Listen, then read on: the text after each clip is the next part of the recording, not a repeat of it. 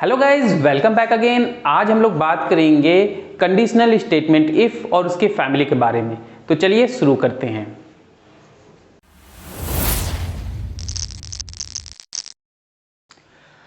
तो हम लोग क्या करेंगे, सबसे पहले देखते हैं हमारे पास क्या है, फ्लो चार्ट अवेलेबल है। तो इस फ्लो चार्ट के थ्रू हम लोग समझेंगे कि कंडीशनल स्टेटमेंट किस तरह से काम करते हैं।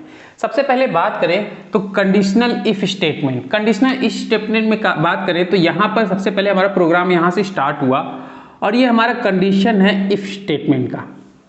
अगर हमारा स्टेटमेंट क्या होगा, ट्रू होगा, मीन्स यस होगा, तो जो भी कोड होगा वो एग्जीक्यूट हो जाएगा। और अदरवाइज ये क्या करेगा, कोई भी कोड एग्जीक्यूट नहीं होगा और वो हमारा टर्मिनेट हो जाएगा यहां पर, राइट। यहां पर देखिए, अगर ये फॉल्स हुआ तो क्या हुआ, कोई कोड एग्जीक्यूट हुआ नहीं, टर्मिनेट हो गया। सेम चीज हम बात करें, अगर इफ एल्स कंडीशन की बात करें तो इफ एल्स में बहुत आसान है समझना। अगर कोई कंडीशन आती है और कंडीशन हमारी ट्रू होती है तो ये वाला कोड एग्जीक्यूट होगा। अगर कंडीशन फॉल्स होती है तो हमारा ये वाला कोड एग्जीक्यूट होगा। तो आइदर दिस वन और दिस वन, कोई भी कोड, एक कोड हमारा क्या होगा, एग्जीक्यूट होगा इफ एल्स के कंडीशन में। तो हम लोग बात करें कंडीशनल इफ स्टेटमेंट की, तो कैसे लिखेंगे इसे। इफ, यहां पर आपका कंडीशन होगा, कंडीशन के साथ साथ अंदर आपका कोड होगा।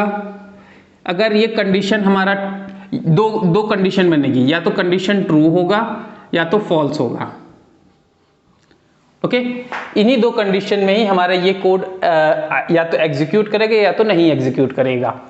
तो कंडीशन के केस की बात करें तो कंडीशन फॉल्स कब होगा और ट्रू कब होगा। कंडीशन फॉल्स कब होगा, जब ये कंडीशन इक्वल टू 0 होगा। और ट्रू कब होगा, जब condition is not equal to 0 होगा। इट मीन्स कि 0 के अलावा कोई भी वैल्यू जो हो इसके अंदर में आएगी वो क्या होगा, ट्रू होगा। करेक्ट। नाउ हम लोग क्या करते हैं, एक एग्जांपल लेते हैं और समझते हैं। सपोज मैंने लिखा इफ 0, आप मुझे बताइए कि ये कोड एग्जीक्यूट करेगा कि नहीं करेगा। नहीं करेगा क्योंकि कंडीशन फॉल्स है। सेकेंड एग्जांपल देखिए, इफ मैंने लिखा 1, आप बताइए ये कोड एग्जीक्यूट करेगा कि नहीं करेगा। ऑफ कोर्स करेगा। क्यों? क्योंकि यहां पर 1 है जो कि ट्रू है। थर्ड कंडीशन में आप बताइए, इफ -1, इस केस में कोड एग्जीक्यूट करेगा कि नहीं करेगा, सोचकर बताइएगा। ऑफ कोर्स करेगा क्योंकि कंडीशन को क्या है, हमारा नॉट इक्वल टू 0 है। ओके, तो इस चीज का हमेशा ध्यान रखना कि 0 ही फॉल्स होगा, बाकी सारे किसी भी वैल्यूज के लिए हमारा कंडीशन जो होगा ऑलवेज ट्रू होगा। चलिए नेक्स्ट की बात करते हैं। अब बात करते हैं second statement else if statement की या इफ एल्स स्टेटमेंट की। तो यहां पर देखिए, तो अगर कंडीशन हमारा ट्रू होगा, ओके, मींस ये कंडीशन ट्रू हुआ तो ये कोड 1 एग्जीक्यूट करेगा। अगर कंडीशन फॉल्स हुआ तो कोड 2 एग्जीक्यूट करेगा। बहुत सिंपल है इसको समझना। इसको किस तरह से लिखेंगे देखते हैं। इफ कंडीशन, क्योंकि कंडीशन ट्रू होगा तो इसके अंदर में आना चाहिए, तो कौन सा स्टेटमेंट हमारा होगा, कोड 1, एल्स कोड 2। अब ध्यान दीजिए यहां पर, तो इस केस में हमारा या तो कोड 2 एग्जीक्यूट होगा या तो कोड 1, कोई ना कोई एक कोड क्या होगा, पक्का एग्जीक्यूट होगा। ओके, तो उस केस में हम लोग कि अगर मुझे क्या करना होता है, कभी कभी कोड में ऐसी जरूरत पड़ती है कि एक स्टेटमेंट हमेशा रन ही करना है किसी भी कंडीशन में, तो उस केस में हम लोग एल्स इफ का यूज करते हैं। सेम कंडीशन यहां पे भी अप्लाई होता है। Condition is not equal to 0, then क्या होगा, ट्रू।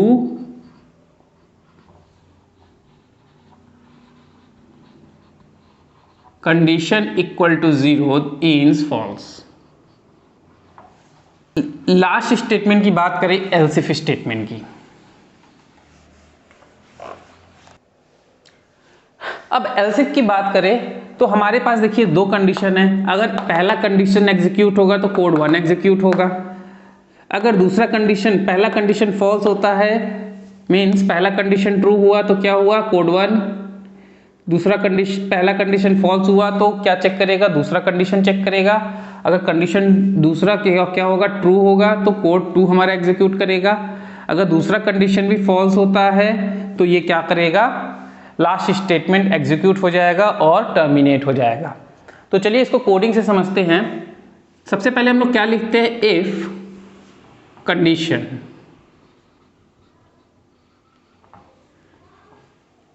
कंडीशन के अंदर में हमारा कोड कौन सा आएगा, पहला।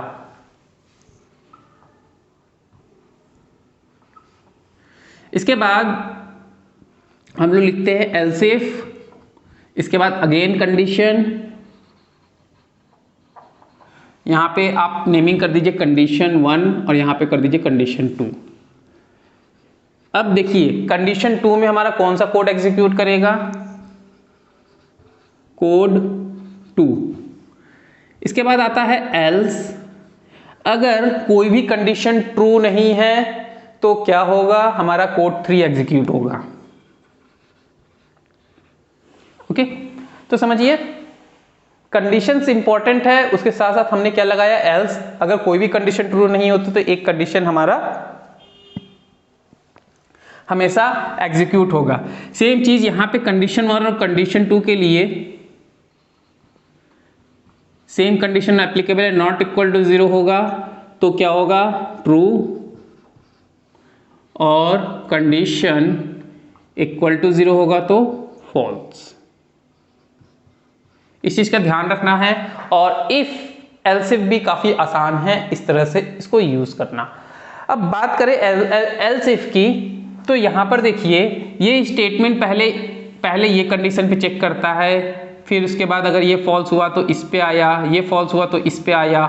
मल्टीपल एल्स इफ हम लोग यूज कर सकते हैं। लेकिन प्रॉब्लम क्या होती है, सपोज हमने क्या कर दिया, n number of else if हमने यूज कर दिया, तो होगा क्या कि कंडीशंस को क्या करेगा, हर एक स्टेप पे आके n नंबर ऑफ स्टेप्स पे जाके कंडीशन को चेक करेगा। उसके केस में क्या होता है कि एल्स इफ जब हम यूज करते हैं तो टाइम कंज्यूमिंग ज्यादा हो जाता है, और टाइम कंज्यूमिंग ज्यादा होने की वजह से हम बहुत लंबा एल्स इफ नहीं यूज करते। उस केस में हम यूज करते हैं स्विच केस।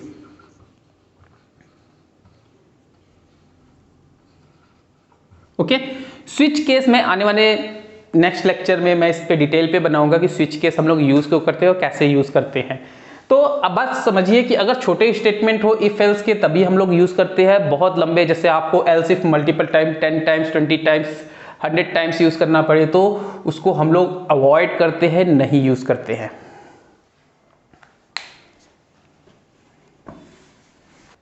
आई होप आपको ये वीडियो अच्छा लगा होगा। अगर अच्छा लगा है तो लाइक करिए, नए हैं तो सब्सक्राइब करिए, और आपकी कोई भी क्वेरीज है तो नीचे कमेंट बॉक्स में जरूर लिखिए। मिलते हैं नेक्स्ट वीडियो में। Thank you.